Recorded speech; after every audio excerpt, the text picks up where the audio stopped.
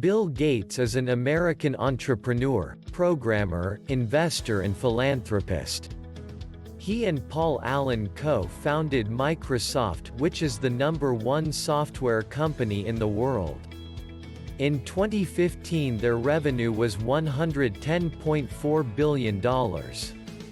Bill Gates is the second richest man on Earth with a net worth of $100.6 billion.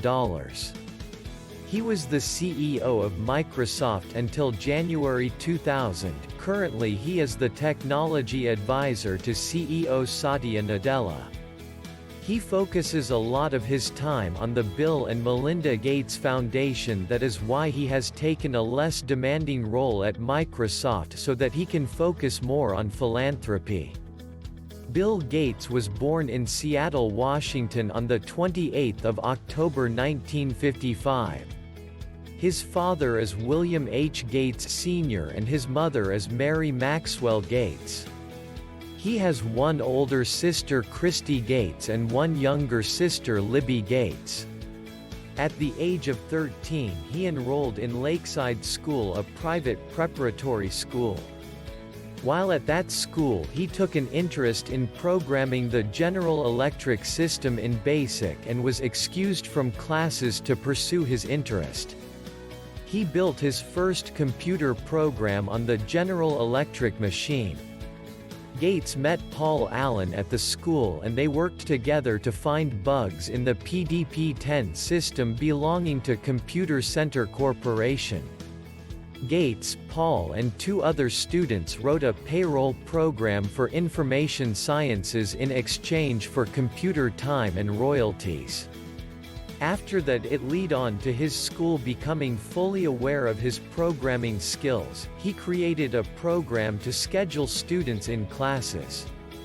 At the age of 17, he and Paul started a venture called Traf-O-Data to make traffic counters based on Intel 8008 processors.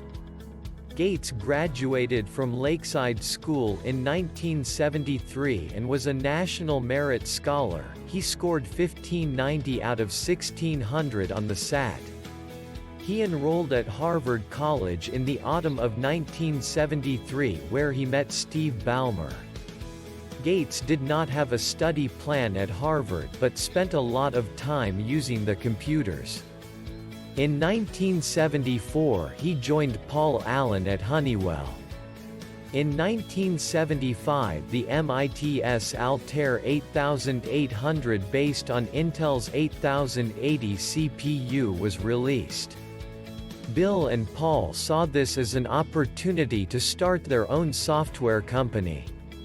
In 1975 Gates read an article in the January of Popular Electronics that demonstrated the Altair 8800. Gates contacted MIT's, the creators of the new microcomputer, to inform them that he and others were working on a basic interpreter for the platform. Gates and Allen did not have any written code. They wanted to gauge the interest of MIT's. They met with the MIT's president and had developed an Altair emulator within few weeks to demonstrate on a mini-computer and then the basic interpreter. The demonstration was a success which led onto a deal with MIT's to distribute the interpreter as Altair BASIC. Paul Allen was hired into MIT's and Gates took a leave of absence from Harvard to work with Allen in November 1975. They named their partnership Microsoft. A year later the hyphen was dropped, and on 26 November 1976 the trade name Microsoft was registered. IBM approached Microsoft to write a basic interpreter for the new IBM PC. Gates referred them to Digital Research as they required an operating system, but the discussions did not go well. So IBM representatives spoke with Gates around the discussions and he proposed using 86DOS owned by SCP, an operating system similar to hardware similar to the PC. Microsoft made a deal with SCP to become the exclusive licensing agent, and later the full owner of 86DOS. After adapting the operating system for the PC, Microsoft delivered it to IBM as PC-DOS in exchange for a one-time fee of $50,000. The sales of MS-DOS made Microsoft a major player in the industry. Despite IBM's name on the operating system, the press quickly identified Microsoft as being very influential on the new computer. The computer was called by an expert in the industry as Gates' computer. The company was restructured on the 25th of June 1981. Gates became the president and board chairman.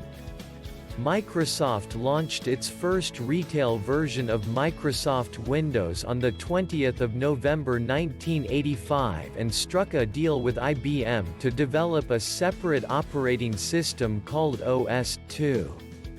IBM and Microsoft developed the first version of the new system successfully, but their partnership deteriorated due to creative differences. Microsoft has been growing ever since. The software and hardware products have been expanding from Windows OS, Microsoft Office suites, Office 365, Xbox, Bing, Hotmail, the list goes on. It all began with the first idea, and then they built upon that. Since 1975, Microsoft has had a domination over the software market. Windows software is used in most companies. They have consistently kept up with the pace of change, and that is why they remain the #1 software company in the world.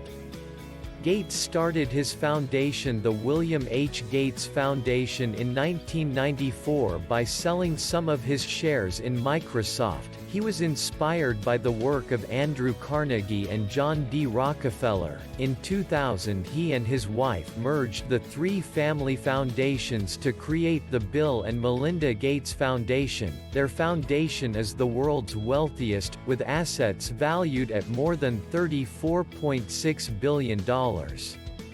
As of 2007, Bill and Melinda Gates were the second most generous philanthropists in America, having given over $28 billion to charity.